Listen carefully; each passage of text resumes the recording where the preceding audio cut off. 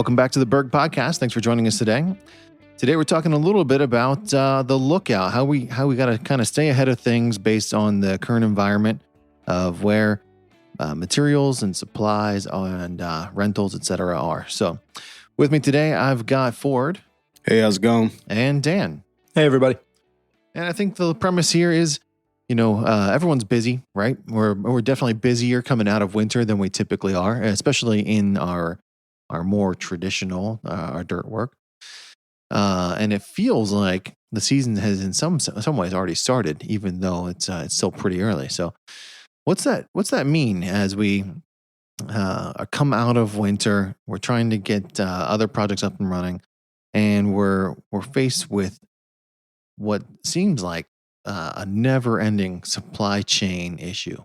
Time to put on your pants and figure out some ingenuity, basically, is what it boils down to in the simplest form of it. Because the reality is that, supply chain issues, trucks aren't available or whatever the scenario is, but it goes so granular down to not being able to get equipment, to materials. Like we're pre-ordering stuff now for projects that haven't even got to that point in the job yet. Up until this point, we kind of all have gotten to this supply on demand type of theory. Like we wouldn't buy all the pipe for a job until we didn't want to stock it on the job site. So we might order part of it and then order the next part. And now that's no longer the norm. We're going to have to adjust. We're going to have to plan much further in advance because everything is becoming a challenge to get. And then timeliness, and even if it's available at all, we might have to have alternate products in place at certain times just because of what we're seeing out there in the market. Yeah, and this is a discussion I had going back into one of the peer groups that I'm in, and they were talking about the infrastructure bill that was going to go through. And, all the people there representing various companies are all excited about this infrastructure bill. And certainly, infrastructure is needed in the country. They need to update things, and certainly our market benefits from when there's infrastructure work. But the point I sort of made was of all times for this bill to come out, there's a shortage of equipment, a shortage of labor, a shortage of materials. And now they were going to be flush with more work, that there's not really genuinely people to do the work. And so, it becomes really difficult to look at it and say, okay, how are we going to plan to do this work? And what's the appropriate workload to have? Bryan and I, we had a discussion, you and I, probably a week or two ago. And we were talking about the fact that it's the weirdest feeling right now because we're so busy for it to be February, or for it to be March now. But we're so busy for this time of year. As Ford's saying, cyclically in our business, we would normally see, snow's going to start to slow down. Earthwork's going to start to pick back up. There's some pipe work and other things we'd have done through the winter normally. But right now, it isn't really that it didn't snow, and it isn't really that the weather, facilitated all this extra work to be done. It's that there's such backlog, such tremendous backlog with everyone, that everybody's just trying to keep working and keep being productive. Meanwhile, running into all these headwinds from issues getting materials, labor, equipment, and certain things come to mind. We have DT21, which is maybe the worst triaxle that was ever built. It literally is broken. If it had 10 miles on it, it would have 11 repairs. It's just unbelievable. But people say like, well, why haven't made a move to get a new truck? And truth be told, we already made the move to get the new truck, but you can't buy a truck. You just have to order a truck, and then it'll be ready. Maybe 3 months, 6 months, 9 months, whenever they say. Because if you don't order it, well, then it's just going to be another 3, 6, or 9 months till you get it. So we're really in this weird spot where you can't rent equipment.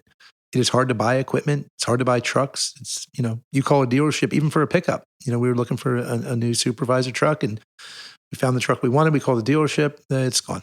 You only advertised it today, but it was already gone.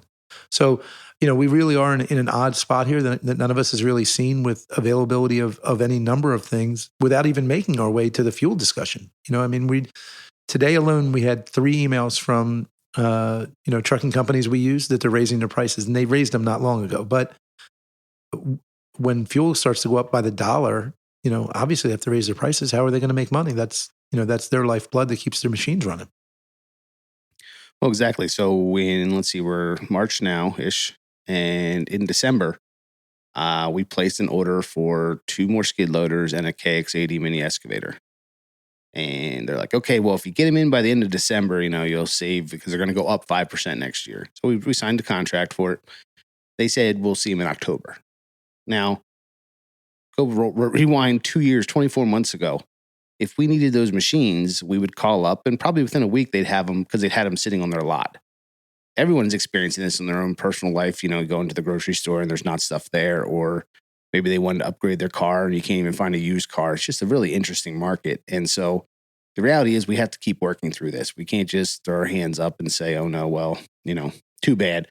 But it's just more about, I think the only way to win this challenge is to plan ahead. And that's the truck thing. That is the skid loader thing. We bought a used skid loader or 2 used skid loaders this last fall just because they were the only things available. And we don't like to do that because of warranty issues. And we don't know who had it and what they did with it, but that was the things that were available then. And so that's why we have to plan ahead. And sometimes it takes waiting to make that happen. But then if we have something that's broken, there might not be parts available to fix it. There might not be a shop available to fix it, even if you do have the parts. So really planning ahead is, I think, the only way to combat this the best we can. Yeah, it sounds like projecting a little bit more, like looking at our workload in front of us and extending that time frame a little bit, knowing that the machinery or the materials might not be available. But probably also something to be said for preserving what we do have, right? I mean, if we're going to have to do what we can with what we have now, we're going to need to last a little longer, run a little smoother, right? Well, exactly. We had in our budget to replace 2 of the utility trucks this year. Now, those trucks have actually been fairly solid. They need their oils changed and their tires, but they've been fairly solid. And with not being able to get new ones, it's really about maintaining and keeping them going longer. We put a post up on social media the other week about it's not about new or old. Some people like running older stuff because it doesn't have DEF and emission issues. It's really about working whatever you have because we need it to last as long as possible. And so that's where maintenance and, if there is an issue, we need to get ahead of it or as quickly as possible because something small could someday turn into something big. But if we can fix that small thing or at least be planning for it, that way we'll have the parts when we need to actually bring it into the shop. And so that'll really help, looking out ahead versus just like, oh, it broke. And then, a mechanic shows up that day. Unfortunately, that's just not the current culture we're living in. Yeah. And when you're talking about the mechanics and it happens there, but it's also happening in other places, it's really going to become important that you project, that you forecast what material, what equipment, what repairs you need and try and be as close as you can. I mean, at times, call an ace and ace. At times we over order. We order stuff. There's entirely too much. I'd said before we started. The other day, JD came in my office and said, "There's a whole pallet of pipe out front." Now, anybody that knows special projects and JD knows that they are normally scavenging for pipe that other divisions leave and they don't need, but they're normally taking a piece of pipe or 2 or 5, but not an entire pallet. So JD came in and said, like, there's an entire pallet that's been sitting there, and I can't really get pipe. Right now it's hard to get. Can I use that pipe? So we made a couple quick calls and they said, yeah, it was extra. So, I mean, we'll use it to Bryan's point, but we got to be better than that because the other thing is the prices have gone up. So you're laying out cash ahead of time for stuff that you might not need. So you're trying to walk a fine line now because the guys in the field have to figure out how to order just about enough for they need, maybe a little bit extra so that they're covered to do the work they do, but not order so much because the prices have gone up, so it may be that the pipe costs more than when Mike or I or Scott estimated it to be purchased, but you also can't get it. So you're in a catch-22. You need to order the pipe so you have enough, but it costs more when you started. But if you don't use it and you get killed, it's not an easy situation for the field right now to try and manage. Yeah. And maybe not even something that they've had to manage in the past, right? Or at least not in this way. I mean, historically, if you needed something, it wasn't that hard to get it. I don't know. And at least in the short term I've been in construction, I've never sort of seen an environment like this. Maybe, if you go back far enough, this is a repeat, but. It was definitely before my time. I mean, we've had economy crashes and things of that nature during my time in this business, but nothing where getting basic stuff. I mean, the other day we had a water main fix that we had to do, and we actually had some of the product here. And because it came extra for a job, so it worked out in that instance, we were able to use that product. But we have products sitting out there that we may never use again that was ordered on a project. And the companies we order them from, they don't want it back. They'll charge us 20, 30% to take it back. So then we sit on it, takes up storage room. And once in a while we get lucky in and we might have a project that needs it. But the reality is that that extra stuff is just cost that will never be able to be captured again. And so, what we try and every once in a while do inventory around here so people know what's here, so that if somebody needs something, we can possibly, rob Peter to pay Paul, take it off of one thing to go somewhere else. But at the same time, we have product sitting in our yard right now that won't be installed for 6 to 10 months on a job site, but it's because we don't know if we'll be able to get it at that point. So we're actually paying for it now, sitting on it just to be, when we are going to do that job, we can actually do that. So that's a lot of, cash outlay to try and make sure that when the team's ready to do that job, the stuff will be ready for them. Yeah. And so how do we help our folks? That sounds like a big learning curve. So, Ford, you've got close to 20 years experience in the construction industry, maybe a little more actually. Depending on when you started counting, right? But, something that we've never seen, some of all our guys, maybe they've experienced it, but how do we help our folks accommodate or adjust to this the new norm or the new reality? Yeah, I think one of the things we're going to have to do here is we have to have a better handoff from estimators to project managers, superintendents, so that really get the superintendents, the general superintendents involved to say, this is what we need, like come up with a more concrete list. Because, we talked about it before. When you're estimating, you're doing your best guess based off the print that an engineer gave you. But by the time we're handing the job off, or even sometimes more, because the day you hand it off that we're going to put a construction entrance in is not the day you necessarily need to order pipe. It's getting more like that now. But if you can get to the point where you're holding the actual 4 construction prints, now you have a pretty good idea of what you need. But we need to make sure that there's a handoff that's more solid, there's more to it, more meat on the bone, so to speak, so that the superintendent and the project manager and the foreman can all have a discussion with the estimator and then go into it confidently knowing we're going to need this material. You still might have some extra. You're still going to have to order a little bit of extra. There's going to be some fluff, but better than just saying, well, Dan said we'd need this much when the job didn't even exist and I was looking at a 90% set of design plans. Is that possible, Dan? Just thinking from a relationship perspective, a lot of our clients expect that signed contract today, work starts tomorrow. Yeah, that is a struggle we're having. Is their expectation of even getting out of the material side, where you make a valid point, and getting more to the start side. You know what I mean? We have a backlog. We can't just go start a job. Anytime we jump on a job real quick, we shuffle people around and try and figure out who we can break free to go cover something in the short run. It's not ideal for the job they were on. It's not ideal for the job they were going to. So I think that while it is not something we've experienced, it's something we're going to have to deal with. We're dealing with it right now with fuel. How do I adjust T&M rates for T&M rates I just agreed to? But I didn't account for the fact that fuel would cost 40% more or whatever, wherever we are right now, 30% more than it did when I said it just 3 months ago. I don't know. I don't know how to go back. I haven't even myself figured out how to go to a client and say, listen, I know I said I would do it for this, but fuel went up. The client knows the fuel went up, and that's what we're going to have to approach. And I think that same reasoning is going to have to apply to start dates and materials. You're going to have to be able to go to the client and build a good enough relationship to say, listen, I know what we agreed to. I know what your timeframes are. I know what you need, but this is the situation we're in. You're aware of the situation. We're going to do the best we can. And that's where it's really going to be a relationship. Relationships are really going to come into play there. Well, and I also think it's communication is key on this, right? So if the client knows that, all right, we're starting this job today, you have to sign. We're going to submit to you all of the shop drawings. You and your engineer are going to sign off on those.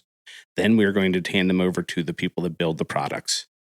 And then they'll tell us the timeline. So then we have to tell you the timeline so that you're not expecting them to magically show up next week.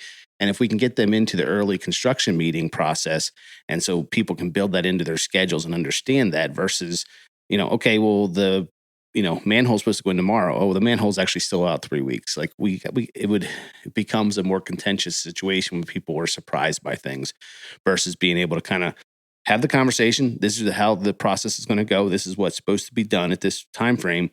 But products are going to have to job might have to be tweaked a little bit. We might have to do something else first because we're waiting on a certain product. And this is something that I don't know that I've seen before. Well, I mean, this whole thing I haven't seen before. Like, be clear, I've been in it about as long as Ford in different venues, but big picture. When could any of us talk to even our parents or grandparents and say, hey, was there ever a time that if you took cash and went to a place that sold something that you couldn't buy it? Like, that's where we are. You can take cash and go to a dealership for big or equipment or trucks, and you can't buy one because there are none. But what I was actually getting at was with Ford's point here about having to anticipate and build relationships, and they understand, is we're looking at a project, and the project has a hard deadline on the backside. They would like this project done in, let's call it 30 months. It's about 36 months of worth of work. So we've already got a problem because they're unrealistic about their deadline, which to some degrees is a hard deadline. Meanwhile, the estimators are going through the process, and no one has a design for, nor have they priced or checked to see if it is available, major components of the project. Like the company that's going to build, in this case, it's an arch. The company that's going to build the arch doesn't know what the arch is supposed to look like. No one asked them, and they don't have a price, and there's no drawing.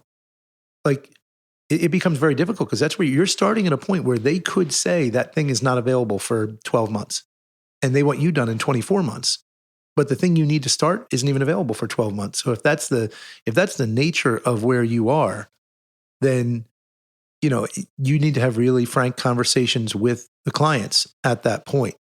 Yeah, I think that helps. And that's not going to fix the problem. It's not going to be a solution, but it's going to help us do the best we can in this situation. This is kind of like the labor concern. Everybody that I talk to can't find the people they need for their teams. And the reality is that that's the case. It's not, but I just said, I'm done complaining about this. Like, we're going to have to find a solution. We want to be in, we all in this room probably have 20 plus years left to go in this business before we even think about retirement. Like, we have to come up with a solution, or we have to adjust what we're doing, because it's not going to go away by just sitting around whining about it. Like, it's the same type of scenario with this type of stuff, is in that we have to just keep planning, keep adjusting, keep working through it, because there is no alternative that we're just not thinking of as of right now. Yeah, the only way is through, right? Yeah, I was actually looking the other day. The girls were putting together downstairs some of the shadow boxes with some of the old shirts and other things. And Ford and I, at roughly the same time, but in separate industries and separate states, both sort of went to a motto. Mine was, there's no problems, only solutions. And Ford's was something similar to that, with finding solutions that we saw it somewhere. And it does speak to where we are, and it's how you're going to get through this. You're going to get through this by finding the solution. The solution is the pipe is available. You just have to ask for the pipe soon enough. The work can be done. You're just going to have to let them know what the time frame is the work can be done in. You're going to have to be honest and direct and communicate. And if you do that, I think you can survive this and get to the point where hopefully we get back to some level of normalcy where stuff's available again. Well, and even internal conversations, we talked to one of the foremen the other day, and he's like, oh, I sent the truck to 3 different quarries, and they didn't have stone at those quarries for what I was looking for. And that's an important thing. That was really affecting him right then, which was a challenge. But the whole company knows that. So other guys aren't sending trucks or expecting material from that place. Or if you go to a supply house and you see they have something that they don't normally have, maybe sending out a message that, hey, this is here, because maybe somebody else in the company is looking for that same product. And this is a way that we can try and help each other as a team to be able to find this stuff. Or if we know a source and someone knows something's there, we got to kind of share those things around to everybody to help get things done. Well, and here's something where maybe I'm going to be, a jerk about it, is if I said, Ford, do you know where I can get some stone? Do you know where I can get 57? That's what we were talking about. Do you know where I could get 57? I don't think Ford would drive to Silver Hill and then drive to Honeybrook and then maybe drive to Dyers. I don't think you'd drive there. I think you'd probably call. So it is something we have to work on culturally as an industry. We're so used to stuff being available that we say, I need 57. Closest stone to me is Quarry X. And I send my truck, go get me stone, because we anticipated a stone would be there. Now, not only do you not have the stone, you just paid a truck 2 hours to drive wherever he was going for stone you don't have. So here's where we talk about communication and planning. When that occurred, and it happened earlier in the day with me, Ford heard about it, but it happened earlier in the day, and Ford, I think, heard the story of it, if I remember this right. They asked me, I made like 5 phone calls and I found stone. Because you can't drive around in circles to look for stone. And certainly I'm not going to, and it was a, facetious example that Ford wouldn't do it. But the reason I'm saying it is we need to anticipate better at the foreman level that they may not have what you want. We had foremen who used to run, they would run to LB Woodard like they were going to McDonald's to go get stuff. Now you could drive to LB Woodard and you're going to get nothing. And then you're going to come back. And so that's where a combination of planning and communication really is going to become huge, because the foreman is going to have to make concerted efforts to make sure they can even get what they want before they even plan it. Well, even if they have a quote on their job from that vendor, it's really interesting. These things in our hands that are like 3 inches by 6 inches, they still do this old thing called a phone call. You push in like 7 digits or 10 digits. You hit the little green 10 digits. Yeah.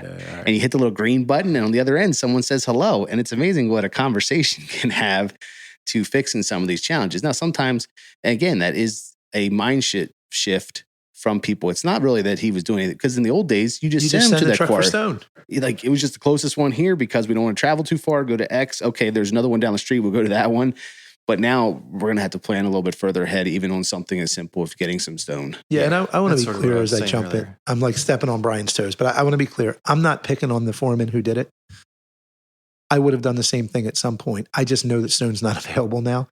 But I'm bringing it up to say, like, we have to shift how we think so that we plan even the simplest thing, because the simplest things are no longer givens. There's not stone sitting at the quarry. There is not pipe at the pipe yard. There is not a truck at the dealership.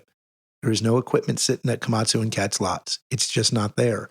And if you have no people waiting on the unemployment line. For it 100%. I mean, it's just, that's where we are. And it's what drove me to that original statement of an infrastructure bill. Everybody was super excited in this meeting. I mean, they were so excited. I mean, billions of dollars that you have no way to do the work for it. And it's going to get done. The work's going to get done. And people are going to get paid to do the work, and supply companies are going to make money on the materials, and construction companies are going to make money to complete the work. That's all going to happen.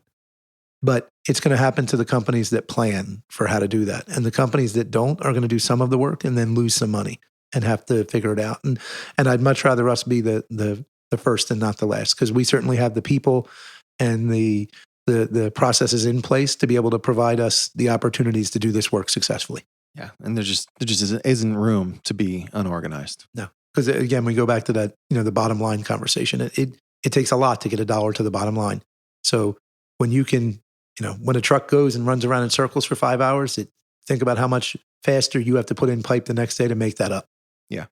Well, one old thing that we just talked about before, and this is a little off topic, but we just said about, the small things that can drop to the bottom line, trying to shut off trucks if they're not running, or equipment idling, like if you're getting out of that machine, you might not be back in it for a while, shut it off, Unfortunately, the fuel price has gotten that bad that a new starter is cheaper than a couple gallons of gas at this point. I mean, that's just the nuts of what we're at with it right now. And we just have to adapt and figure out a way to get it done within the system that we're dealing with. That's the lookout. That's where we're at, and that's where we're going. And while there aren't any clear, defined answers, there's definitely a way through, and we just got to adapt and adjust, and maybe look for new ways to take an approach as opposed to relying on the same way we've always done it.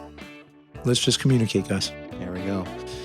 Thanks for joining us today. Hope you enjoyed it. We look forward to seeing you again on another episode.